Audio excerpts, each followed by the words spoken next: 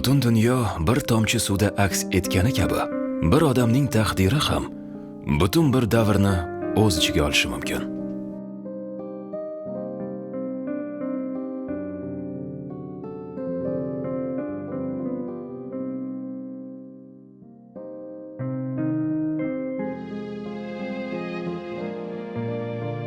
Toshmuhammad Niyozovich Qori Niyoziy.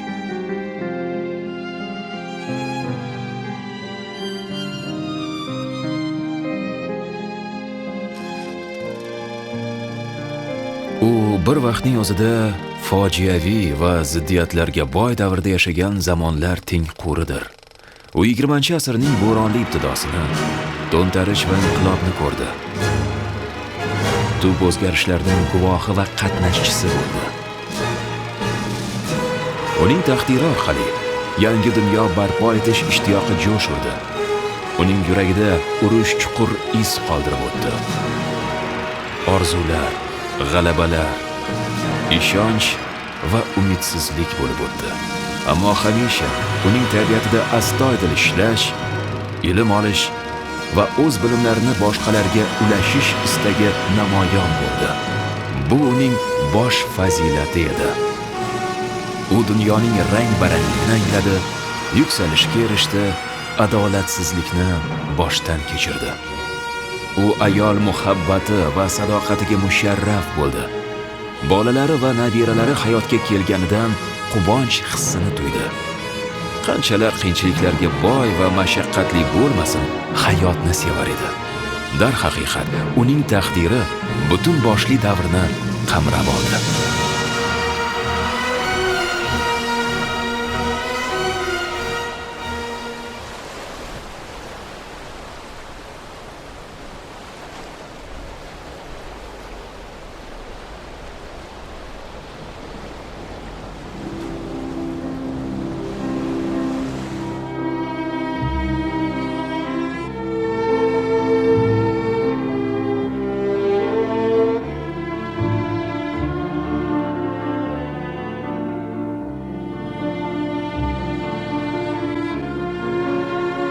Это было в конце 50-х годов. O'shanda o'tgan asrning 50-yillari oxiri edi.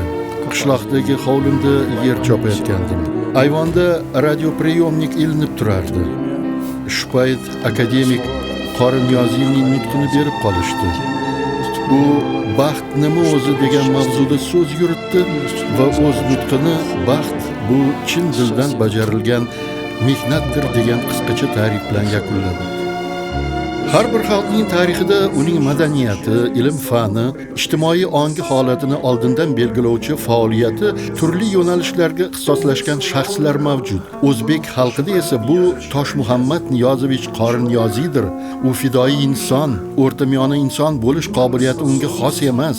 O'qimishli, har tomonlama bilimli, o'z hayotining har bir lahzasini O'zbekistonda madaniyat, ilm-fan, ta'limni qayta tiklash uchun sarflagan insondir. Toshkent shahri men uchun Sovet Ittifoqi respublikalarining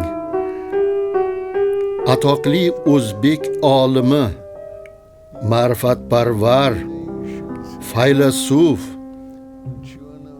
tarixchi Toshmuhammad Niyozovich Qori Niyoziyning nomi bilan tanilgan yagona poytaxtidir.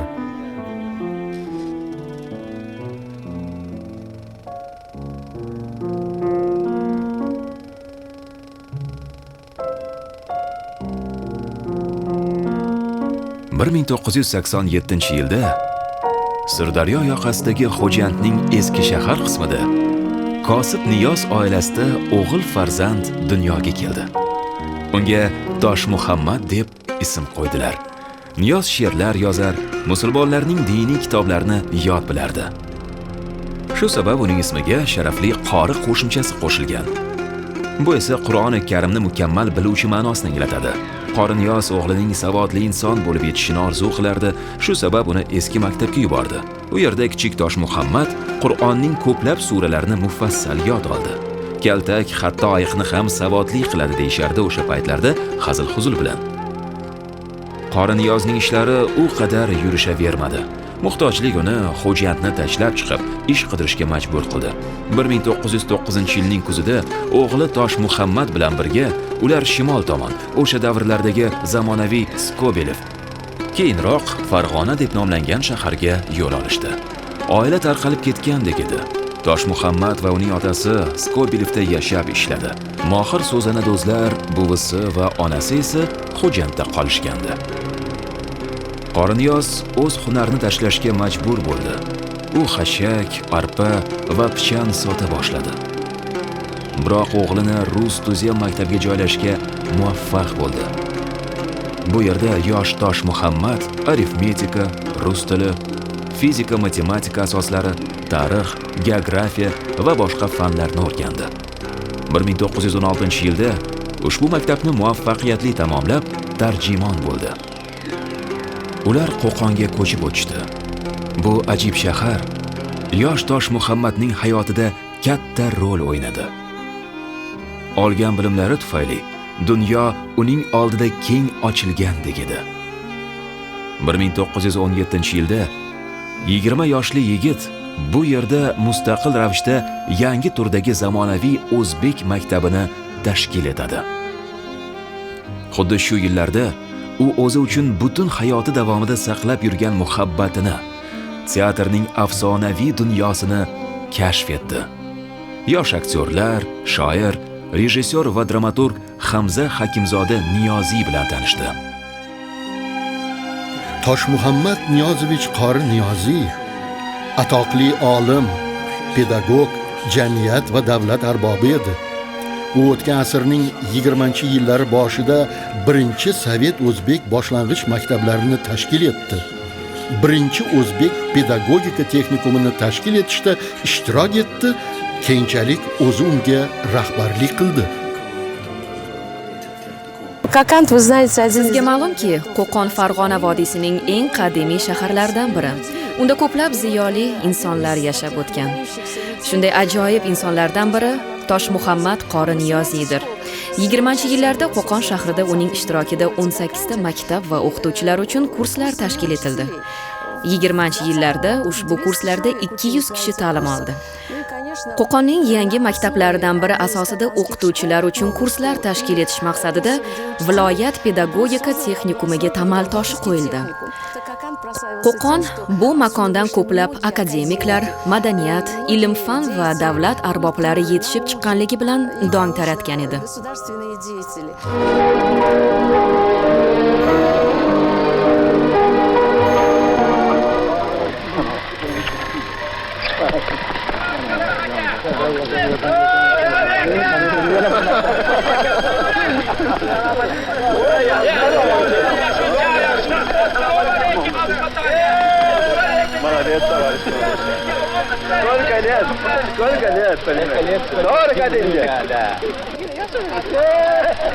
Дорога, которая привела Bu сюда этих odamlarni bu людей, yerga olib kelgan yo'l началась почти полвека deyarli назад. yarim asr oldin boshlangandi.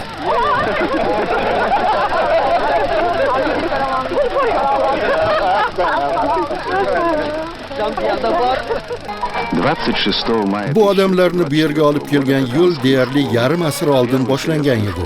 1924-yilning 26-mayida Qo'qon maktabini, ya'ni O'zbekistondagi birinchi Sovet maktabini 13 o'quvchi bitirib chiqdi. Tosh Muhammad Qori Niyoziy birinchi 13 ta o'quvchining o'qituvchisi edi. Farg'ona gazetasi ular kelajakda 13 mingta bo'lishi orzusi haqida yozgan.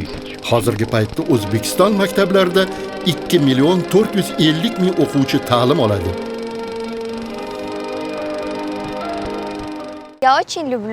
Men ona shahrim Qo'qonni juda yaxshi ko'raman. Bu yerda Hamza Umarov, Nabi Rahimov, Lutfxonim Sarimsoqova singari taniqlilar yashab ijod qilishgan. Ammo biz o'quv muassasamiz asoschisi akademik Qori Niyoziy bo'lganligi bilan g'oyat faxrlanamiz. Qo'qon pedagogika kolleji. Bu yerda hamma narsa Tosh Muhammad Qori Niyoziy nomi bilan bog'liq. Qori Niyoziy O'zbek Sovet adabiyotining matematiki.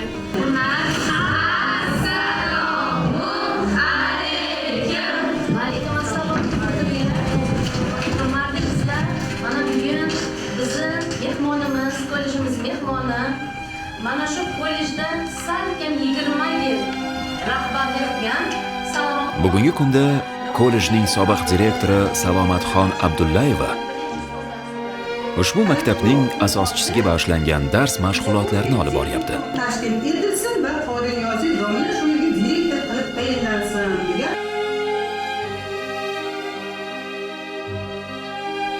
Bu yerda bo'lajak o'qituvchilar tayyorlanadi. Talabalar umumta'lim fanlaridan tashqari nafaqat o'zlarining bo'lajak kasbida, balki hayotda ham as qotadigan kasblarni o'zlashtirishyapti. Xorijiy tillarni chuqur o'rganishga alohida e'tibor qaratilyapti. Shu jumladan informatika va dasturlash asoslariga ham.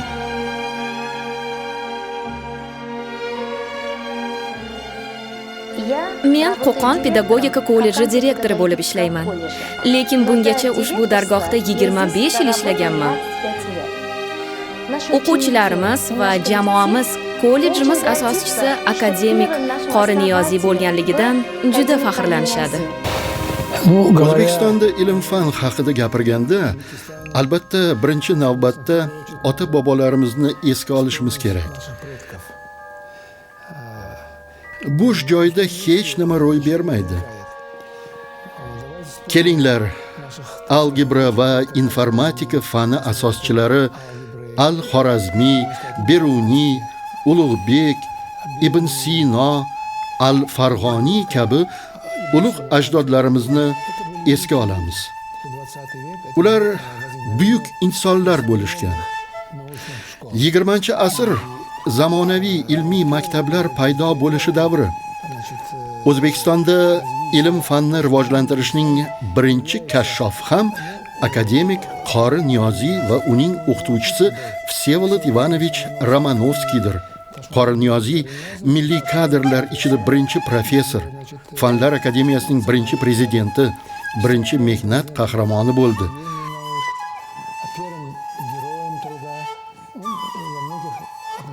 Keyin esa uning o'quvchilari bo'lajak akademiklar Toshmuhammad Aliyevich Sarimsoqov, Solih Hasanovich Sirojiddinov O'zbekistonning ilm fanini dunyoda yetakchi o'rinlarga olib chiqishdi. Biz Qori Niyoziy haqida so'z yurityapmiz. U o'ziga xos ensiklopedik bilimga ega shaxs. Ko'plab kishilar turli kasblarni egallab hayot kechira olmasliklarini oldin ham gapirib o'tganman. Qori Niyoziy matematik. Xo'sh, u faqat matematika bilan shug'ullandimi? Yo'q, u faqat matematika bilan cheklanib qolmadi. U san'at va teatr bilan ham shug'ullandi. Chunki teatrsiz yashash mumkin emas. Teatrsiz insoniyat madaniyati mavjud emas. Nomi ilm fanning faqatgina bitta sohasi rivojlanishi bilan bog'liq bo'lgan olimlar bor. O'z bilimlari bilan butun boshli ilm-fan sohasi rivojlanishiga ta'sir ko'rsatgan olimlar bor. Akademik Qori Niyoziy alohida toifadagi olim edi. U fan sohasidagi ulug' siymo. Uning ta'sir doirasi juda keng bo'lgan.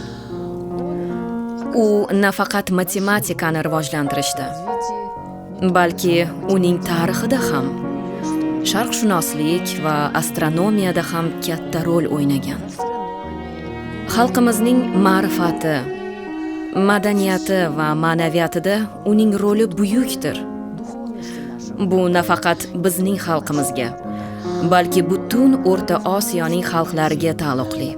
Turkman, qozoq, qirg'iz va boshqa millat vakillari uning darsliklari bo'yicha tahsil olishgan. Muhammad Qori Niyoziy o'zbek filologiyasining sarchashmasi edi. U birinchi o'zbekcha lug'atlarni yaratishda ishtirok etdi. Oldiniga lotin alifbosi asosida, keyin esa Kirill imlosidagi alifboni qayta ishladi. Bu ishlarda olimning hissasi chinakamiga g'oyat katta.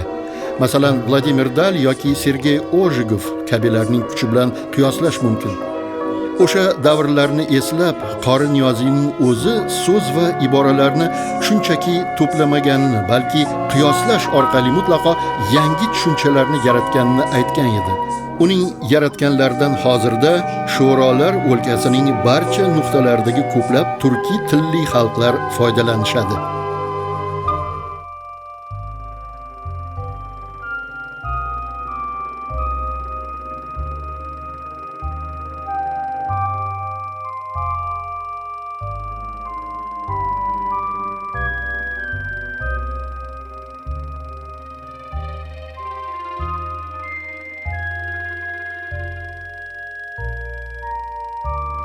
Toshkentning qoq markazidagi bu hovlida Qori Niyoziy 41 yil yashagan. Hozirda bu yerda akademik Qori Niyozov merosi ilmiy-metodik markazi joylashgan. Akademik Qori Niyoziy vafotidan keyin uning xotirasini abadiylashtirish uchun Toshkentdagi u yashagan uyda xotira uy muzeyi tashkil etishga qaror qildik. Afsuski, bu ish ko'pga cho'zildi. Faqat 2000-yildagina biz O'zbekistonning ilmiy ta'lim muassasalari bilan hamkorlikda bunday markazni yaratishga muvaffaq bo'ldik. G'oya oilamizda tug'ildi. Otam bu uyning egasi edi. Biz Fanlar akademiyasi matematika institutiga, irrigatsiya institutiga, O'zbekiston Milliy universitetiga, Qori Niyoziy nomidagi pedagogika kollejiga murojaat qildik. Bu fikrimizni hamma qo'llab-quvvatlaganini ham aytib o'tishimiz kerak. 2007-yilda bizga oson bo'lmagan davrlarda maqsadi O'zbekiston matematiklariga yordam berish bo'lgan markaz ochildi. O'quvchilari uning yoniga maslahatlashish, dardlashish, uni o'z otasidek ko'rib, undan nimanidir so'rash uchun kelishardi. Bu uyning mehmonlari Shredder, Ubay Orifov, Obid Sodiqov kabi mashhur kishilar edi. Bu mehmondo'st, dasturxoni hamisha ochiq uyda taniqli san'atkorlar, yozuvchilar, musiqachilar, rassomlar va shoirlar to'planishardi. Bu yosh avlodni kashf etish uchun ajoyib damlar edi. Ular dadillik bilan yangi notanish kasblarni o'zlashtirishga kirishishardi. Ularning iste'dodi, irodasi, g'ayrati bilan mamlakatimizda yangicha ilm-fan, tibbiyot, teatr, kino, tasviriy san'at, xoreografiya sohasi vujudga keldi. Bu uyning egasi o'zbek ziyolilari oqsoqoli deb atalishga haqli edi. Toshmuhammad Niyozovich o'z hayotining katta qismini Toshkentda yashadi. Ammo uning taqdirida Samarqand asosiy rolni o'ynadi. Rim tengdoshi, qadim Sharq bog'i erami, mamlakatning oy kabi go'zalligi, Go'ri Amir maqbarasi. Qadim shaharning me'moriy durdonalaridan biri.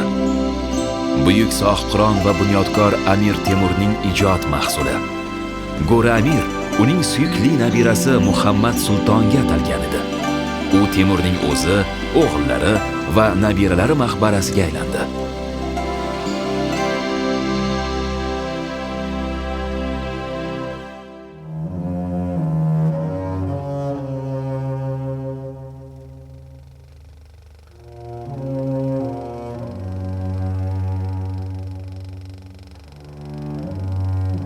Bir 1941-yilda hukumat qaroriga ko'ra Amir Temur va Temuriylar qabrlarini ochish uchun ilmiy ekspeditsiya tashkil etildi. Uning tarkibiga ko'zga ko'ringan nufuzli olimlar, antropolog va haykaltarosh Gerasimov, professor Ashanin, sharqshunos Semyonov, yozuvchi Ayniylar kiritildi. Ekspeditsiyaga Qori Niyoziy rahbarlik qildi. Ishlar tezda olg'a siljidi deya esga oladi rejissyor va kinotasvirchi Malik Qayumovich Qayumov. Я пошел чай пить. Чайхана сидит. Men choy ichgani borgandim.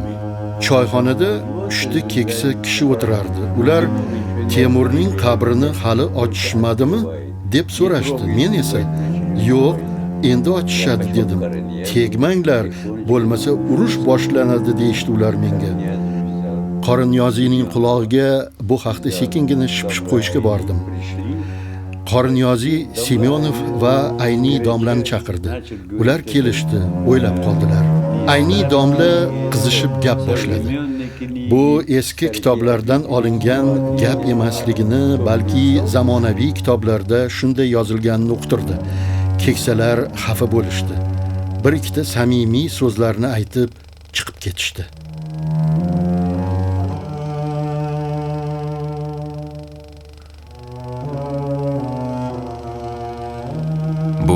nima edi? Keksalarning vahimali bashorati tasdig'imi yoki hayratlanarli tarixiy tasodifmi? Ammo 1941-yilning 22-iyunida Temurning qabri ustidan qabr toshi ko'tarilganida insoniyat tarixidagi eng qonli, eng qo'rqinchli urush boshlandi. Bomben auf Flugplätze, Bahnanlagen und vormarschierende russische Truppen. Москва. Заявление советского правительства. Urushning olovli nafasi har bir xonadonga bostirib kirdi. U Qori Niyoziy xonadoni tomonni ham chetlab o'tmadi. Akademik, SSSR Fanlar Akademiyasining O'zbekiston bo'limi raisi yakkayu yagona o'g'li Shavkatga qalqon bo'la olmasmidi? Bo'la olardi albatta. Lekin bu navqiron yigit unday tarbiya olmagandi. Uning o'zi frontga jo'natishlarni so'rab harbiy komissariyatga murojaat qildi. Shavkat Qori Niyoziy matematikani yaxshi bilardi. Shu sabab uni artilleriya bilim yurtiga yo'llashdi. Mana Shavkatning frontga jo'natilishidan oldin olingan surati. Ochiq, sokin, navqiron chehra. Bu suratni eslab qoling. Men g'arbga ketyapman.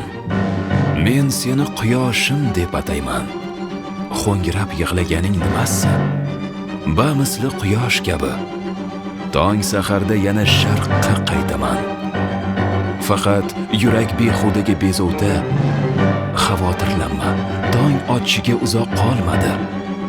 Quyosh sharqqa qaytish uchun g'arbga botadi. 1943-yilda jang ayni avjiga chiqqan paytda O'zbekistonda Fanlar Akademiyasi tashkil etildi. Toshmuhammad Niyozovich Qori Niyoziy uning birinchi prezidenti etib saylandi.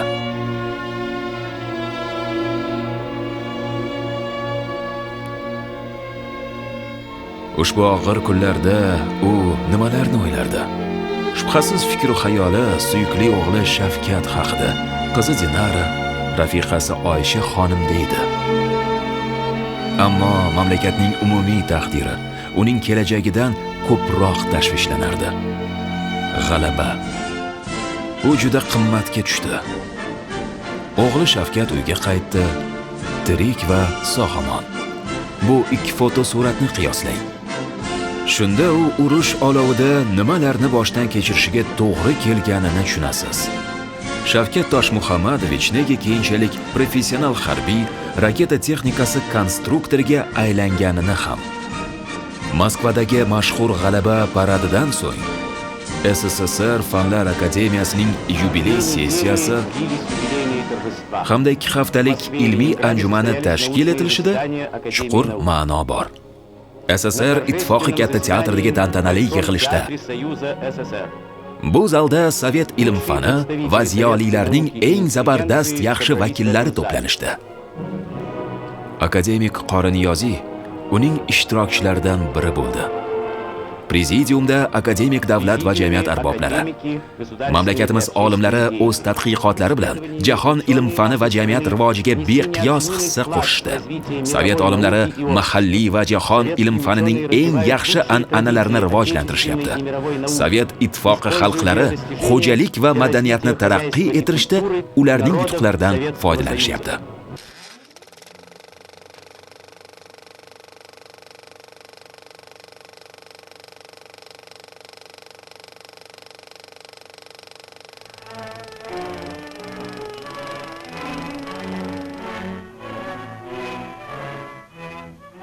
Saylovchilar bilan uchrashish uchun O'zbekiston Fanlar Akademiyasining prezidenti O'rtoq Qori Niyoziy Samarqandga keldi.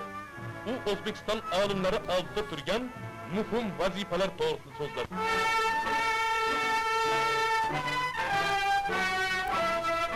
Akademik Qori Niyoziy qator yuqori lavozimlarda ishlagan. Bir necha bor Oliy Kengash deputatligiga saylangan. Mana 1946-yil xronikasi kadrlari.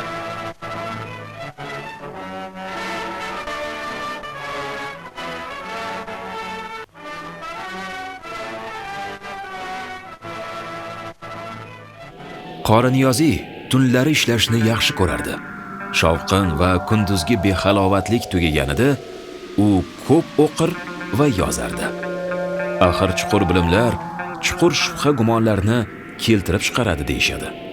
U tun sukunatida nimalarni o'ylardi? Nimalarni xotirlardi? Sabot bilan ishlashda davom etdi.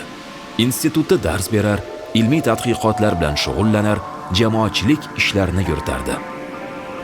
Shuningdek, teatrga qiziqar, fan va turmush jurnali tahririyatiga rahbarlik qilardi. Ko'plab anjumanlarda mamlakatimiz sha'nini himoya qildi. Dunyoning o'nlab mamlakatlarida o'tkazilgan ilmiy simpoziumlarda ishtirok etdi. O'zbekiston tarixiy obidalari va madaniyatini himoya qilish jamiyatiga rahbarlik qildi. Qadimiy yodgorliklar o'zbek xalqining yorqin o'ziga xos madaniyatidan guvohlik beradi.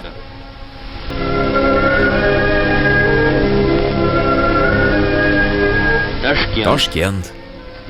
Bu yerda O'zbekiston SSR Fanlar akademiyasining haqiqiy a'zosi professor Qori Niyoziy yashab mehnat qilgan. Ulug'bekning astronomiya maktabi ilmiy ishi uchun olimga Stalin mukofoti berilgan. Bu ko'p yillik sermashaqqat mehnatning natijasi bo'lgan ulkan ishdir. Bu kitobni yozish uchun muallif Ulug'bekning Ziji Jadidi Qo'rag'oniy asarini arab imlosida yozilgan boshqa qo'lyozmalarni o'qib o'rganishi, g'arb ilm-fan tarixi tadqiqotchilari ishlari bilan tanishib chiqishi kerak edi. Qori Niyoziy rahbarligida O'zbekistonning ilm-fani yuqori darajada tartibga keldi. Bu odam katta olim, tariximiz, madaniyatimizni yaxshi biladigan taniqli matematik, astronom, arxeolog hamdir. Mirzo Ulug'bekning asarlarini o'qib chiqib ko'p narsani tushunmadim. Biroq Qori Niyoziyning Ulug'bekning astronomiya maktabi kitobini o'qir ekanman, men uchun ko'p narsalar oydinlashdi. Qori Niyoziy uning mazmunini va ulug'vorligini tushuntirib berishni uddalay olgan.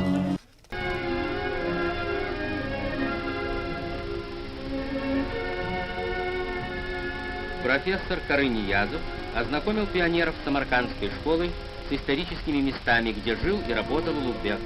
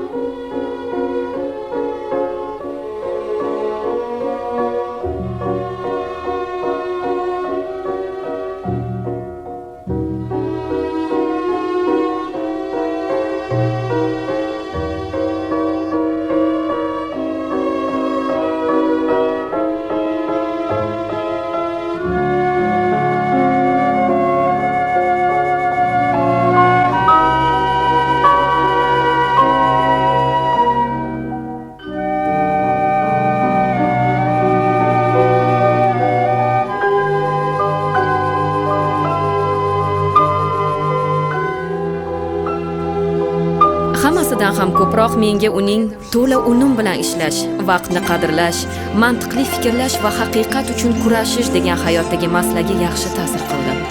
Uning yonida bu kabi o'qimishli odamning yonida undan kam bo'lmagan, porloq, otashin bir ayol, Oyshaxon opa bor edi.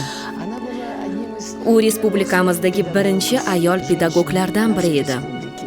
Nihoyatda o'qimishli ayol bo'lib, chet tillarini ham bilardi. Adabiyot, tasviriy san'atni yaxshi tushunardi.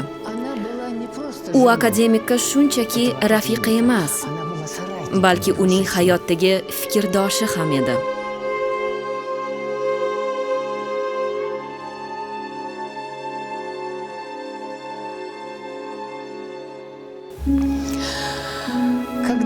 Men uning o'g'li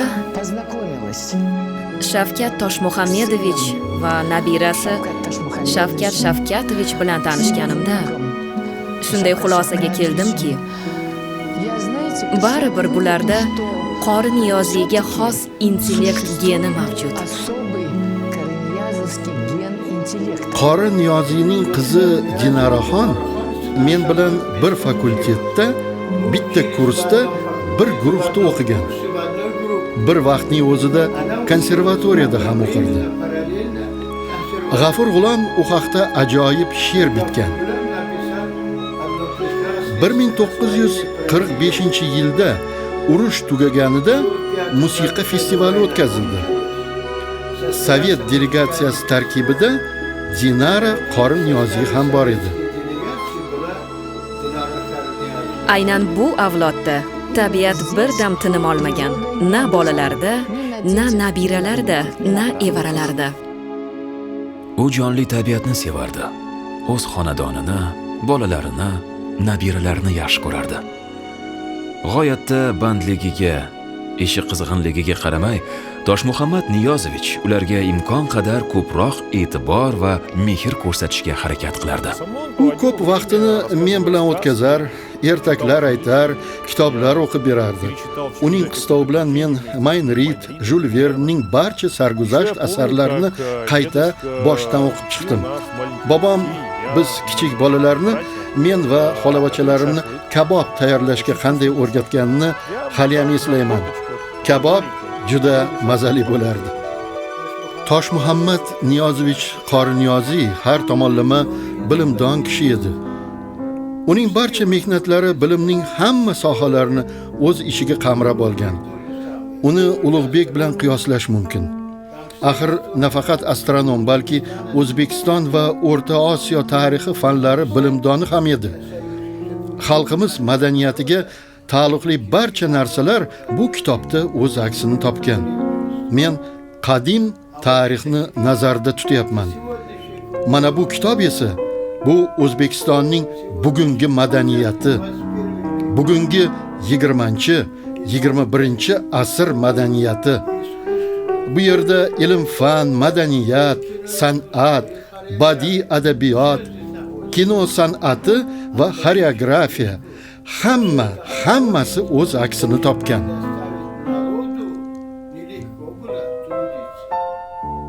Bir kishi uchun bularning hammasini o'zlashtirish, yana xalqqa ham taqdim etish oson emasdi.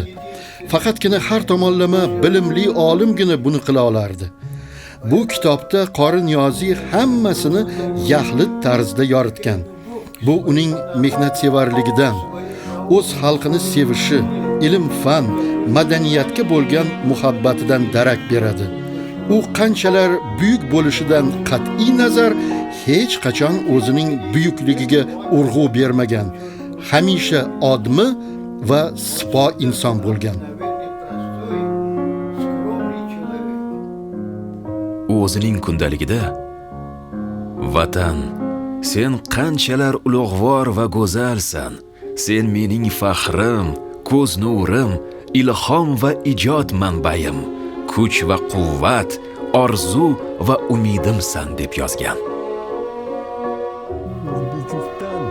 O'zbekiston Qori Niyoziy darajasidagi odamlar bilan faxrlanishga haqli. Qori Niyoziy bo'z yerlarni ochdi. Bularning hammasini ochish kerak edi. U buni amalga oshirmay tura olmasdi. Chunki o't, o'lan, qamishlar oyoq ostiga chirmashardi.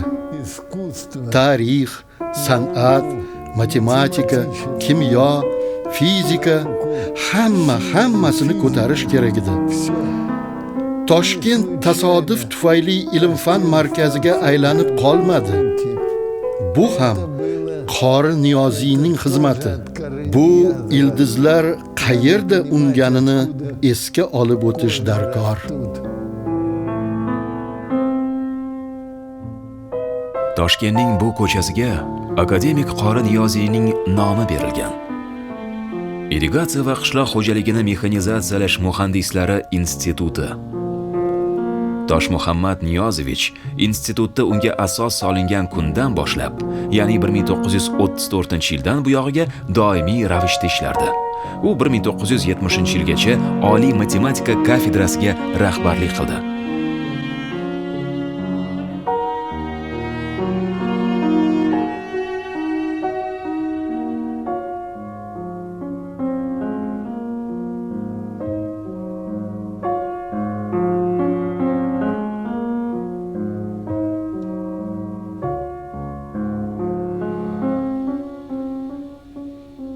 Vafotidan oldin Qori Niyoziy do'stiga "Men o'limdan qo'rqmayman. Men boshlab qo'yganlarimni yakunlamasdan ketishdan qo'rqaman" degan ekan. U o'zining hali nashr qilinmagan kitobi ustida ishlayotgan paytida hayotdan ko'z yumdi. Akademik Qori Niyoziyning haqiqiy qadr-qimmatini men ancha keyin, afsuski, uning vafotidan so'nggina tushundim. Men uning ijodiy merosini sinchiklab tekshirib ko'rganimda, arxivlarini ham o'rganib chiqdim. Ortga nazar tashlab, u qoyatosh kabi inson bo'lganligini tushundim. Darhaqiqat aytilganidek, yuzni ko'rmoq qiyin, boqib yaqindan. Har narsa yiroqdan ko'rinar ayon.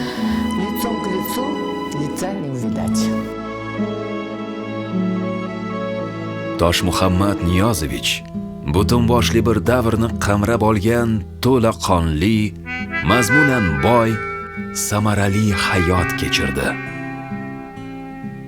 Bu davrni yashar ekan, u yaxshi inson edi degan ta'rifga to'la haqli. O'z xalqingga, vataningga xizmat qilishdan ham oliyroq maqsad yo'q degan edi Toshmuhammad Niyozovich Qori Niyoziy.